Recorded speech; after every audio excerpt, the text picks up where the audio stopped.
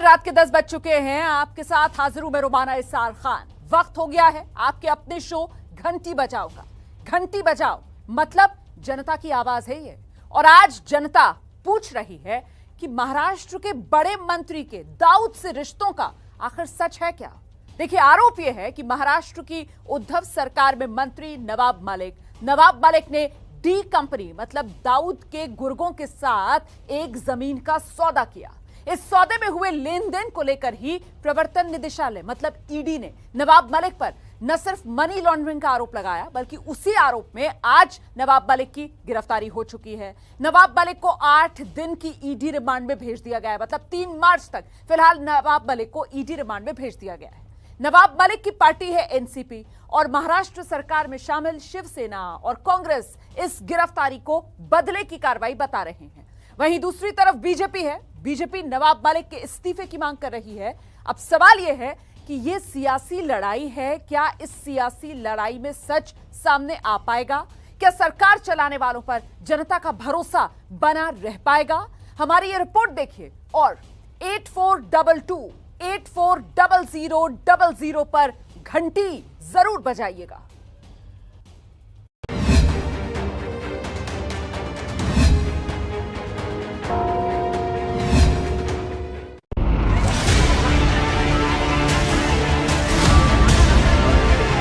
महाराष्ट्र सरकार के कैबिनेट मंत्री को गिरफ्तार किया गया है।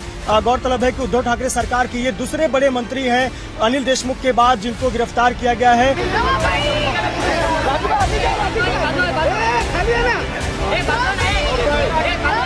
आप देखिए, नवाब मलिक मुट्ठी दिखाते हुए, हाथ दिखाते हुए ईडी दफ्तर से निकल रहे हैं। आरोप है कि इकबाल कास्कर ने अपने बयान में किसी जमीन के परचेसिंग को लेकर एक बात कही है जिसमें नवाब मलिक का नाम सामने आ रहा है। ईडी उसी को वेरीफाई कर रही है। आपने अंडरवर्ल्ड का खेल शुरू किया है। तो क्या आप जानते नहीं थे सलीम पटेल कौन है? नवाब मलिक अंडरवर्ल्ड का हाइड्रोजन बम मुंबई में गिराएगा। अब उन्होंने एक फुलझड़ी जलाई है तो बम तो फूटेगा। किसी माई के लाल में हिम्मत नहीं कि नवाब मलिक किसी अंडरवर्ल्ड से जुड़ा हुआ है। ये कभी उंगली भी उठाकर मेरे तरफ दिखा सके। 5 प्रॉपर्टीज जिनमें से 4 में तो 100% अंडरवर्ल्ड का एंगल। अरेस्ट किया है लेकिन डरेंगे नहीं, लड़ेंगे और जीतेंगे।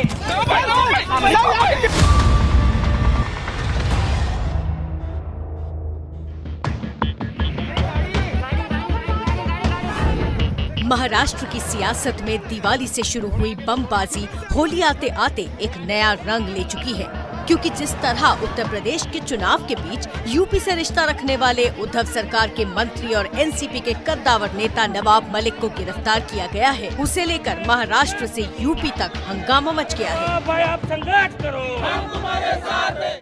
देखिए, भारतीय जनता पार्टी जिस समय घबराती है इस तरह की एजेंसियों को सामने ला करके लोगों को अपमानित करती है, झूठे मुकदमे लगा करके जेल भेजती है। ये इलेक्शन के दौरान इलेक्शन को मैनिपुलेट करने के लिए, वोटर्स को पोलराइज करने के लिए इस तरह के हथकंडे अपनाते हैं। ये बीजेपी के कार्यकर्ता हैं जिन्होंने नवाब मलिक की गिरफ्तारी के बाद कुछ इस तरह आतिशबाजी करके जश्न मनाया। यही वजह है कि महाराष्ट्र सरकार में शामिल कांग्रेस, शिवसेना और एनसीपी के नेता ये सवाल उठा रहे हैं कि ये गिरफ्तारी आरोपों और सबूतों के आधार पर हुई या फिर बदले की राजनीति की वजह से। राजनीतिक बदले की भावना क्या है सबको मालूम है। पूरा देश देखता है, पूरा देश जानता है ये क्या हो रहा है महाराष्ट्र के बारे में, पश्चिम बंगाल के बारे में, झारखंड के बारे में। तो अब ये कानून की लड़ाई है। दुख की बात ऐसी है कि ना नोटिस आई ना कुछ आया।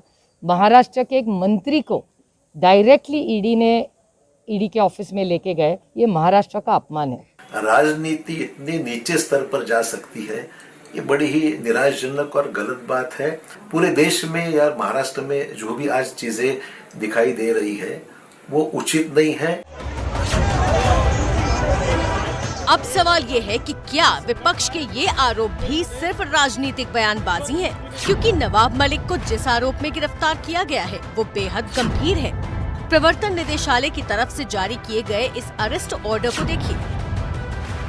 इसमें साफ लिखा है कि नवाब मलिक को मनी लॉन्ड्रिंग रोकथाम अधिनियम 2002 के प्रावधानों के तहत दंडनीय अपराध का दोषी पाया गया है, इसीलिए उन्हें गिरफ्तार किया गया।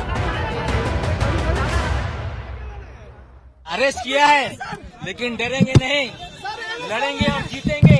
नवाब मलिक जिन्होंने बहुत बड़ा बयान दिया है कि उनको गिरफ्तार किया गया है, लेकिन वो डरने वाले नहीं है। उन्हें जेजे अस्पताल ले जाया जाए, बहुत बड़ा डेवलपमेंट है।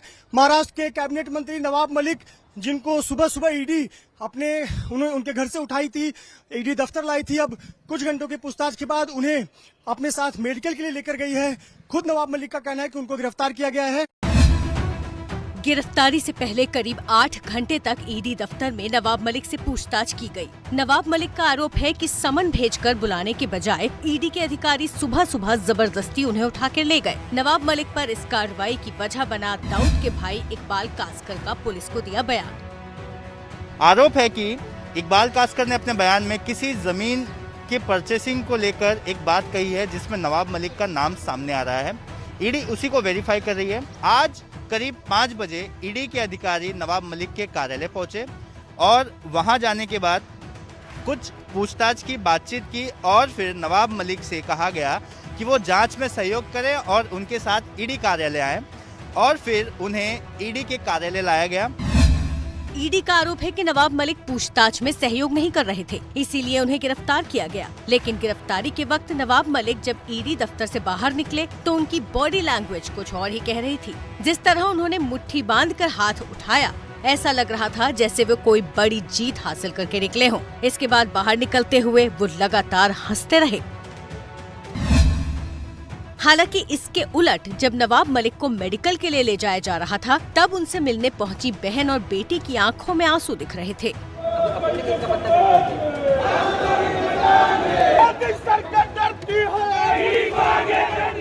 वहीं नवाब मलिक से ईडी की पूछताछ की खबर मिलते ही एनसीपी के कार्यकर्ता बड़ी संख्या में ईडी के दफ्तर के बाहर इकट्ठा हो गए।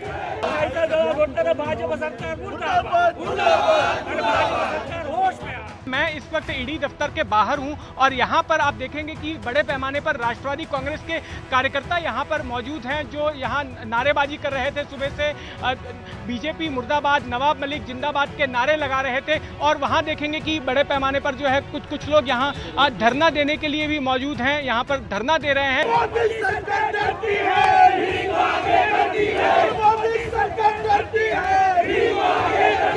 जहाँ जहाँ देश में अपोजिशन पार्टी है, वहाँ ईडी हो, सीबीआई हो, जो कोई गवर्नमेंट मशीनरी है, उनका यूज करके अपोजिशन पार्टी को तकलीफ देना, ये बीजेपी की पॉलिसी है। महाराष्ट्र दिल्ली के आगे झुकेगा नहीं, इतना वो ध्यान में रखे।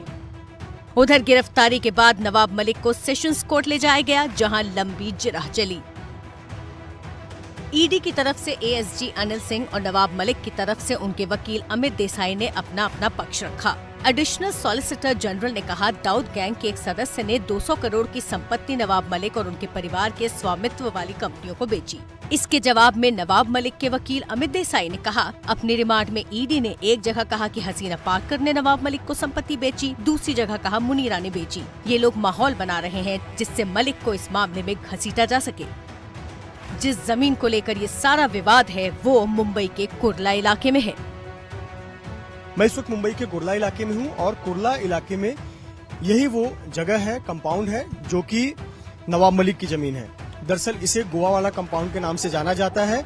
एक वक्त में यहाँ पर मलिक परिवार किराएदार था, यहाँ पर उनके किराए का घर या दुकानें थी, लेकिन साल 2005 में ये जो पूरा एक कंपाउंड देख रहे हैं, इसे नवाब मलिक ने, उनके बेटे नवाब मलिक ने इस संपत्ति को खरीद लिया, यानी कि अब वो सिर्फ किराएदार नहीं रहे बल्कि यहाँ के मालिक बन गए। इसी संदर्भ में देवेंद्र फडणवीस ने आरोप लगाया था कि ये जो जमीन है, ये जमीन नवाब मलिक ने 1992 बम धमाकों के एक आरोपी से खरीदा और इसमें कहीं न कहीं डी ग्रुप का इन्वॉल्वमेंट है। पहला आरोप ये लगाया। दूसरा आरोप ये लगाया कि ये जो जमीन मुंबई के कुर्ला इलाके में है, बहुत ही प्राइम लोकेशन पर है, इस जमीन को बेहद ही सस्ती कीमत पर खरीदा गया और इस खरीद फरोख्त के दौरान अपने पावर का इस्तेमाल किया गया और कहीं न कहीं अपने संबंधों का इस्तेमाल किया गया। सैकड़ों करोड़ या 1000 करोड़ रुपए की जमीन किस प्रकार से अंडरवर्ल्ड के माध्यम से नवाब मलिक इन्होंने खरीदी, इसका सारा कच्चा चिट्ठा सामने आया है। इसी संपत्ति को लेकर नवाब मलिक पर अंडरवर्ल्ड से रिश्तों के आरोप लग रहे हैं। आरोप है कि नवाब मलिक ने 1993 ब्लास्ट के आरोपियों से जमीन खरीदी। 200 करोड़ की संपत्ति सिर्फ 30 लाख में खरीदी गई। खरीदी गई संपत्ति का कनेक्शन दाऊद की बहन हसीना पाकर से है। ईडी ने यह भी बताया कि इसमें 55 लाख रुपए ये सीधे हसीना पारकर को मिले, जो दाऊद की बहन थी और उसका सारा रियल एस्टेट का बिजनेस यहां पर संभाल रही थी। और जहां दिए गए और जिसने दिए, इन सब ने उसके बारे में पुख्ता बयान दिया, जो आज कोर्ट के सामने भी आया है। कुर्ला की संपत्ति को लेकर नवाब मलिक की गिरफ्तारी भले ही आज हुई, लेकिन उनकी घेराबंदी तभी शुरू हो गई थी जब पिछले साल महाराष्ट्र के पूर्व मुख्यमंत्री देवेंद्र फडणवीस ने उनके खिलाफ मोर्चा खोल दिया था। नवाब मलिक, इनके अंडरवर्ल्ड के साथ क्या संबंध है, इसके सबूत मैं दूंगा। किसी माई के लाल में हिम्मत नहीं कि नवाब मलिक किसी अंडरवर्ल्ड से जुड़ा हुआ है, ये कभी उंगली भी उठाकर मेरे तरफ दिखा सके। नवाब मलिक और देवेंद्र फडणवीस के बीच ये जंग तब शुरू हुई जब पिछले साल जनवरी में ड्रग्स केस में समीर खान को गिरफ्तार किया गया। समीर खान नवाब मलिक के दामाद हैं। नवाब मलिक ने इस मामले में नारकोटिक्स कंट्रोल ब्यूरो के समीर वानखेड़े पर एक के बाद एक आरोपों की बौछार कर दी। उन्होंने समीर वानखेड़े पर लोगों को फर्जी तरह से फंसाने और उकाही का गंभीर आरोप लगा दिया। कि मैं पहले दिन से कह रहा हूँ वसूली हुई है। मैंने ये भी कहा था कि मालदीव में वसूली हुई है। जब हमने मालदीव में वसूली की बात कही तो वानखेड़े साहब कहने लगे मैं दुबई नहीं गया। नवाब मलिक ने ये भी कहा कि एनसीबी बीजेपी के इशारे पर काम कर रही है। इसके बाद उन्होंने एक तस्वीर के जरिए देवेंद्र फडणवीस की पत्नी पर निशाना साधा। तब देवेंद्र फडणवीस ने एक प्रेस कॉन्फ्रेंस की और एक संपत्ति के कागजों को लहराते हुए नवाब मलिक पर अंडरवर्ल्ड से रिश्तों का आरोप जड़ दिया। जमीन की एक रजिस्ट्री सॉलिडस नाम की कंपनी के साथ irrevocable power of attorney holder है सलीम पटेल, और दूसरे बिक्री करने वाले कौन है? दूसरे बिक्री करने वाले हैं सरदार शाहवली खान। यानी सलीम पटेल और शाहवली खान ने मिलकर इस जमीन की बिक्री की है। बिक्री किसको की है? Solidus investments private limited. ये Solidus investment private limited company है नवाब मलिक जी के परिवार की। करीब 4 महीने पहले नवाब मलिक पर लगाए गए यही वो आरोप हैं जिन्हें लेकर अब प्रवर्तन निदेशालय ने उन्हें गिरफ्तार कर लिया। आज महाराष्ट्र के कैबिनेट मिनिस्टर नवाब मलिक को फाइनली ईडी ने गिरफ्तार किया। अब इस गिरफ्तारी के बाद उन्होंने इस्तीफा देना चाहिए, यह महाराष्ट्र की परंपरा है। उनको जिस तरह से ईडी के लोग घर में जाकर लेकर गए हैं, ये महाराष्ट्र सरकार के लिए एक चैलेंज है। पुराने कुछ इशू निकालकर सबकी जांच हो रही है, सबकी जांच हो रही है। 2024 के बाद आपकी भी जांच होगी। हालांकि नवाब मलिक पहले भी भ्रष्टाचार के कुछ मामलों में आरोपों के घेरे में रहे हैं, लेकिन अब डी कंपनी से रिश्ते और मनी लॉन्ड्रिंग के आरोप बेहद गंभीर हैं। लेकिन इन आरोपों की पूरी सच्चाई सामने आनी अभी बाकी है। नवाब मलिक को गिरफ्तार कर ईडी रिमांड में भेज दिया गया है 8 दिन के लिए, 3 मार्च तक। आइए आपको सुनाते हैं इस कार्रवाई पर उनके परिवार की तरफ से क्या प्रतिक्रिया सामने आई है। लगाया भी तो डायरेक्ट क्या लगाया कि टेररिस्ट को फंडिंग का लगाया, तो हम उसका भी जवाब देंगे। लीगल लड़ाई है, बैटल अपनी तरीके से लड़ेंगे, मीडिया की लड़ाई अलग तरीके से लड़ेंगे। लेकिन ये जो लड़ाई आज इन्होंने शुरू की है, ये पॉलिटिकल लड़ाई है। अब ये पॉलिटिकल लड़ाई है, मुझे तो सिर्फ एक ही चीज़, हम मेरी और भी मतलब मेरे भाई बहन, मेरी बुआ, चाचा, काका सब अंदर मौजूद थे। उन्होंने एक ही चीज़ बोला डैडी ने कि बेटा आप पॉलिटिकल लड़ाई छिड़ गई है, इसको पूरी पॉलिटिक तरीके से लड़ेंगे।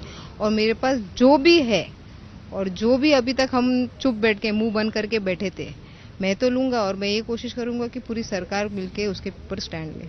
आज हम